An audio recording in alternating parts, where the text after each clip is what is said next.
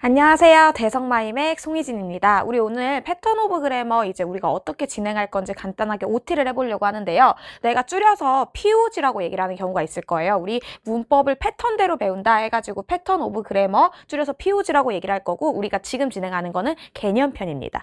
일단 우리가 수강 대상으로 삼는 거는 예비 고1부터 예비 고3까지 누가 들어도 상관없어요. 이 강좌가 아마 1, 2 중심으로 올라가 있기는 하겠지만 고3을 앞두고 있는 학생들이 위에서 들어도 상관은 없고요.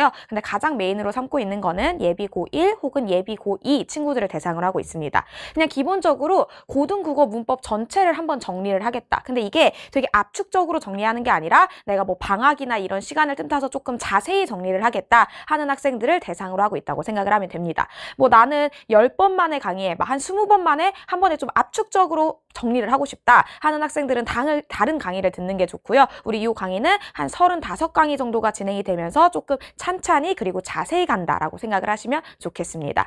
가가지고 우리가 이제 수업 목표로 볼게요.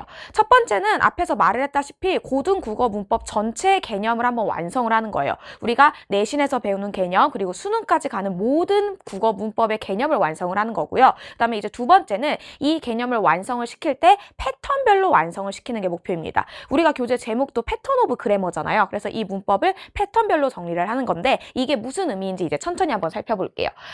단원별로 설명을 해주면은 1단원부터 5단원까지 있을 거고요. 1단원의 단어, 2단원의 문장, 3단원의 의문, 4단원의 국어사, 5단원의 규범 이렇게 있을 거예요. 이게 아마 예비 고2나 예비 고3 친구들은 이게 무슨 말인지 알겠지만 예비 고1 친구들은 이게 뭔지 모를 수도 있으니까 하나씩 설명을 해주면, 단어 같은 경우에서 배울 건 우리가 품사, 여러분들 영어에서 배우는 뭐 명사, 동사, 형용사 이런 거 있잖아요. 그거부터 배우게 될 거고요. 그 다음에 이제 단어의 형성이라고 하는 게 합성어나 파생어 같은 개념을 배울 거고, 뭐 유의어, 반의어 같은 단어의 의미도 배우게 될 거예요. 그 다음에 이제 형태소, 이거 우리 중학교 때도 하는 건데 실질 형태소, 형식 형태소 이런 거 들어봤을 거예요. 그런 것까지가 다 단어 파트에서 다루게 됩니다. 아마 이 단어 파트가 가장 긴 강의가 될 거라고 생각을 해요. 그리고 이제 두 번째로 가면은 단어를 배웠으니까 이 단어를 조합하면 뭐가 만들어질 거야? 문장이 만들어질 거잖아. 그래서 우리가 문장편으로 넘어갈 건데요. 문장편에서는 맨 처음으로는 문장 성분, 우리 뭐 주어, 목적어, 부사어 이런 문장 성분을 먼저 배울 거고요. 그 다음에 문장의 짜임이라고 해서 혼문장과 겹문장, 이어진 문장과 안기 나는 문장 이런 거를 배울 거예요. 그 다음에 이제 난이도가 조금 높은 게 문법 요소라고 해서, 여기서 문법 요소라고 하는 건 뭐 높임법 혹은 뭐 시제 표현 혹은 뭐 피동사동 이런 식으로 우리가 문장 안에서 요소들을 통해서 새로운 의미를 만들어낼 수 있는 친구들을 이 단원에서 마저 배우게 될 거예요. 그러고 나면 3단원으로 가는데 3단원은 조금 쉬워요. 이거 중학교 때도 배우던 거고 예비 고2나 고3 친구들 같은 경우에는 고1 내신 때도 아마 배웠을 거예요. 의문의 체계와 의문의 변동이죠. 뭐 된소리 되기, 사이소리 등등의 이런 의문의 변동을 위주로 배우게 될 거고요. 4단원으로 가면 이제 국어사, 우리 국어가 지금 배우고 있는 현대 국어만 있는 게 아니라 아주 옛날에 쓰던 국어부터 배울 거예요. 고대부터 중세국어, 근대국어까지 배울 거고요. 이 파트에서 포인트는 내가 단순히 개념을 가르쳐주는 데서 끝나지 않고 여러분들이 내신 준비까지 수월하게 할 수 있도록 수능이나 내신에 출제되는 모든 원문을 독해해주는 것까지 같이 갈 겁니다. 그 다음에 이제 마지막으로 규범 파트라고 하는 거는 표준 발음법이라던가 한글 맞춤법, 로마자 표기법, 외래어 표기법 이런 식으로 우리가 규범에 대해서 배우게 될 건데, 요거를 맨 마지막으로 배치를 한 거는 위에 것들을 잘 공부를 하고 오면은 마지막 5단원은 조금 수월하게 갈 수 있어요. 그래서 요거를 마지막에 배치를 했습니다. 이렇게 5가지의 단원으로 구성이 되어 있고, 강의 수는 내가 지금 예상하는 바로는 한 35개에서 36개 정도로 예상을 하는데, 이거보다 조금 더 늘어날 수 있는 거는 고민을 해보셔야 돼요. 그 다음에 우리가 한 강의당 시간은 대부분 40분에서 50분 정도 되거든요. 그러니까 뭐 넉넉 잡아, 내가 중간중간에 여러분한테 멈추고 문제 푸세요 하는 시간도 있으니까 한 강의당 1시간으로 잡으면 우리가 35개에서 한 40개 강의 사이에서 우리가 고등문법을 정리한다 라고 생각을 하시면 되겠습니다.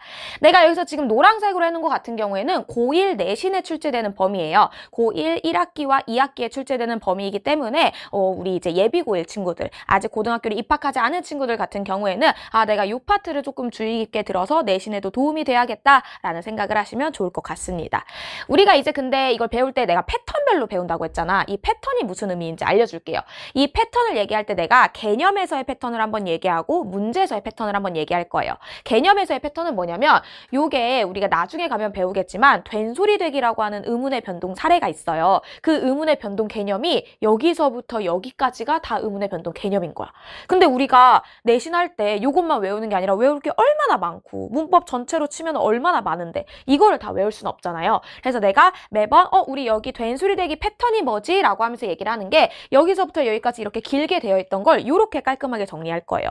지금은 이게 무슨 말인지 모를 수 있어. 내가 나중에 이 된소리 대기를 정리해 줄 때 고디바라고 하는 초콜릿 가게가 있거든요. 여러분들은 알라나 모르겠네. 하여간 뭐 고디바 사조, 니은 미음의 구두사장 뭐 이런 식으로 가르칠 텐데 이렇게 기다랗게 되어 있는 개념들을 줄글 형식으로 배우는 게 아니라 패턴으로 간략화해서 배우는 거. 빈출되는 문제의 어떤 자주 쓰이는 개념을 패턴화한다라는 게 이제 개념에서의 패턴이고요.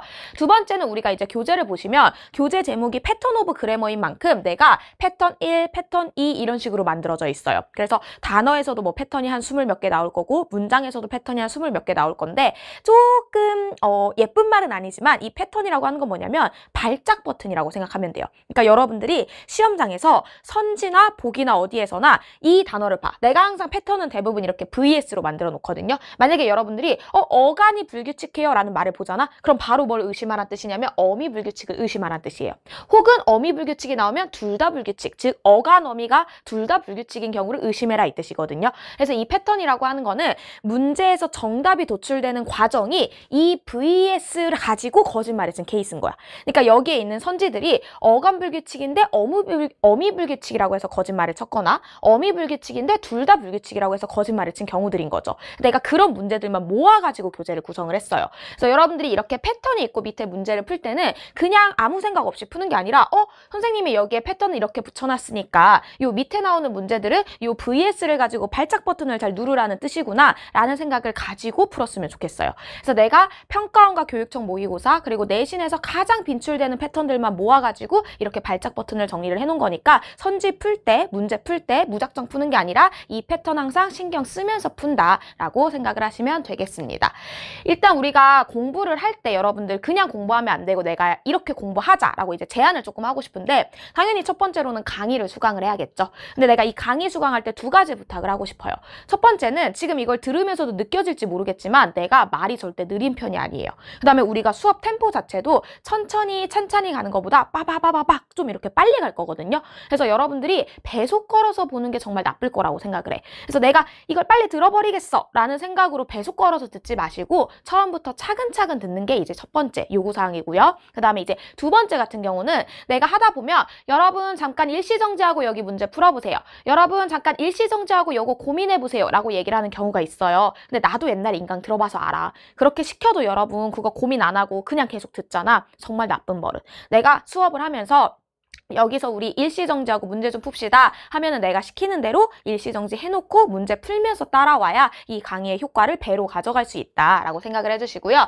두 번째는 그날 수업이 끝나면은 그 파트, 우리가 공부한 파트에 내가 연습 문제와 적용 문제들을 넣어놨어요. 중요한 문제들이나 뭐 의미가 있는 문제들은 내가 같이 풀어주는 경우도 있겠지만 내가 풀어주지 않는 문제들도 많이 있을 겁니다. 그래서 그런 문제 같은 경우에는 가능한 수업 끝나자마자, 그러니까 우리가 1시간짜리 강의를 듣는다고 생각을 하면 그날 문법 공부를 1시간 반을 하겠다고 생각을 했으면 좋겠어. 그래서 내가 수업을 딱 끝내주면은 끝나자마자 여러분들은 그 교재 내에 연습 문제와 적용 문제를 반드시 풀이를 해보면 좋겠다.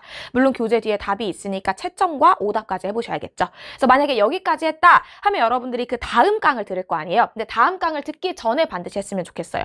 내가 모든 차시마다 자료실에 테스트를 올려놨어요. 문제수는 그렇게 많지 않고 간단한 OX나 단답형, 객관식으로 이루어져 있는데 이게 여러분들 내신과 수능 모두에 도움이 되는 테스트거든요. 그렇기 때문에 다음 강좌로 넘어올 때, 다음 강의로 넘어올 때 바로 넘어오는 게 아니라 이번까지 했어. 그럼 내가 뭐 다음 날이나 혹은 그 다음 주가 됐을 때 지난주나 어제 공부한 내용이 잘 기억이 있나 한번 테스트를 풀어보자 해서 자료실에서 테스트지를 다운받아 반드시 풀어보고 다음 강의를 들어왔으면 좋겠어요. 우리가 문법이라고 하는 거는 여러분 1단원 듣고 2단원 들을 때 1단원과 2단원이 별개가 아니라 1단원이 잘 쌓여 있어야 2단원을 이해하는 게 훨씬 수월해요. 그러니까 그러니까 그냥 바로 넘기면서 내가 이걸 다 듣는 거에 목표가 아니라 다 못 듣더라도 들은 거를 제대로 내 거로 가져가겠다라는 생각으로 충분히 문제풀이나 복습을 하시면서 다음 차시로 넘어갔으면 좋겠습니다.